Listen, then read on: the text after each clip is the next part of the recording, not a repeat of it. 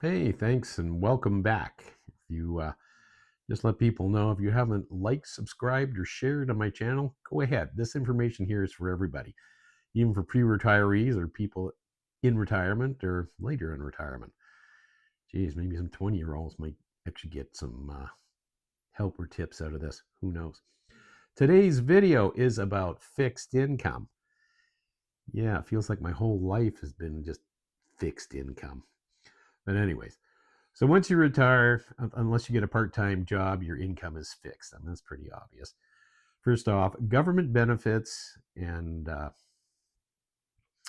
programs that they have, they're designed to assist you in retirement, not give you a retirement lifestyle. Gee, that's something that I missed the boat on that one. Should have put it on a placard on the side of the bus so I could see it as it went by. Anyway, so if like many people like me, you didn't pay attention during the life journey, and there's no private retirement funds, you're going to be having a challenging time. If you work for the government or a large corporation, hopefully there's some sort of pension that will supplement your base income.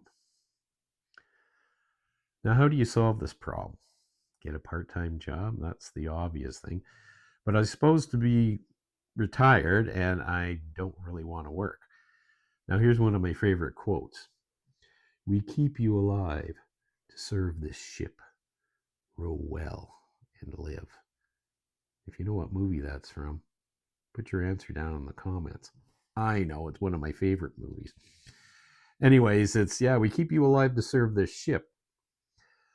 I mutter that every year when I do my income tax or when I apply for different benefits and that. It's like, yeah, you're too high in this, you're too high in that. And after my heart operation where they put 2 stents in me, it's like, well, thanks a lot, guys, for saving my lives. Why did you save my life? You know what it is? I hear this voice coming from the government of Ottawa. And it's like whispering, taxes, taxes. Yeah, that's why they're keeping you alive. So on another video, I'm going to dive deeper into making a resume when you're retired.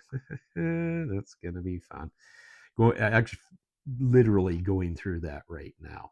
I checked out all my resumes on my computer probably about 3 weeks ago. I was cleaning things out. Don't need these anymore. I don't need to be applying for a job. Surprise. But there's a lot of changes. So, I mean, your old resume is certainly not going to work when you're retired. And there's ways you can use smoke and mirrors to sort of, you can't hide that you're in your 60s, but you can present things in a way to promote your experience, because you're going to be more experienced than the grade 11 kid that they just hired the week before that doesn't know, how to tie his shoelaces up and stuff. No slags against young kids. I'm just saying that they need world experience. So if you got money set aside or not, talk to a financial advisor. It's fixed income again. Try to get the most out of your money, and there could be lifestyle changes. You could be living in your house. You could have to sell your residence. I lived in a condo. I had to sell that. And it actually cost me money to sell it. So when the dust all settled, didn't come up with a whole lot of money afterwards. And then whatever investments I had, I cashed in. Should I kept them? If I could have afforded to keep them, I would have. But there's a thing called survival. And then when you sell a residence and you're relocating, I'm now a renter, but I do get rental benefits on my taxes, which is kind of nice. But when you're renting, you go to a new residence. I got rid of a lot of my stuff that I didn't think I needed. I didn't mean my bed, because I was going to move in with my girlfriend, and that didn't work out. Fortunately, I'm in a house with my girlfriend, but I have my own self-contained sort of suite in the basement that I pay separately for. So that's kind of nice. Yeah, meet with a financial advisor if you can. See what you got. Gather all your data up together. Do a list, your assets and liabilities and everything. It makes it so much easier when you go to see them.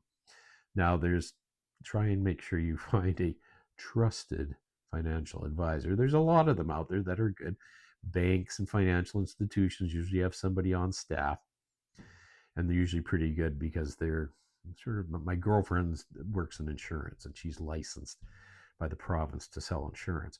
So these financial advisors have to be licensed to give financial advice, proper financial advice. Don't take my financial advice from me. I'm not licensed, so.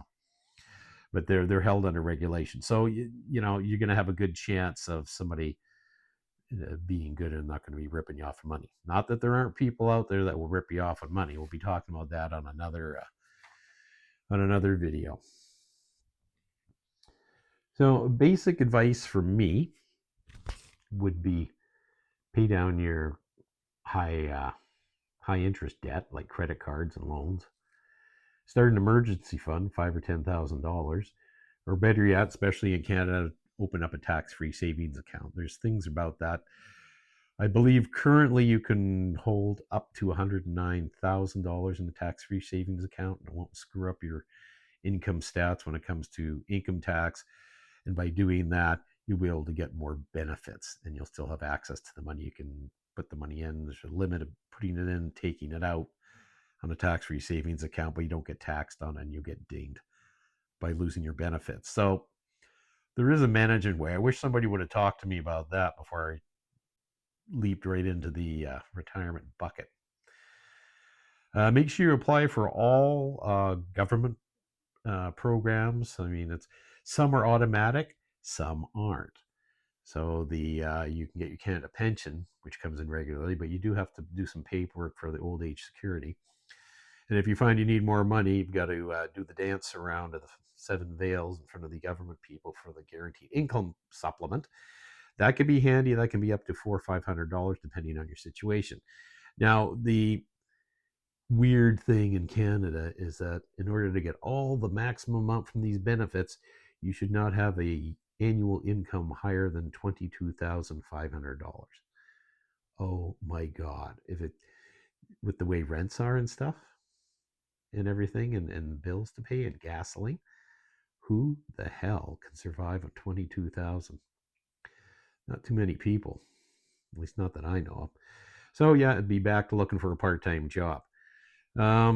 Make sure you're in good standing with the Canada Revenue Agency, or I guess in the States, the IRS, because if you're behind with them, you are gonna get nada. The government, for all that we love and hate about them, the revenue agencies and the tax man, they want you to have your I's dotted and your T's crossed. So if you're not in good with them, yeah, you're going to be into a bit of a rough ride with things. Some provinces in Canada can give you rent subsidies. I'm going through that right now. It's approximately a 2-month wait, and you have to renew it every year.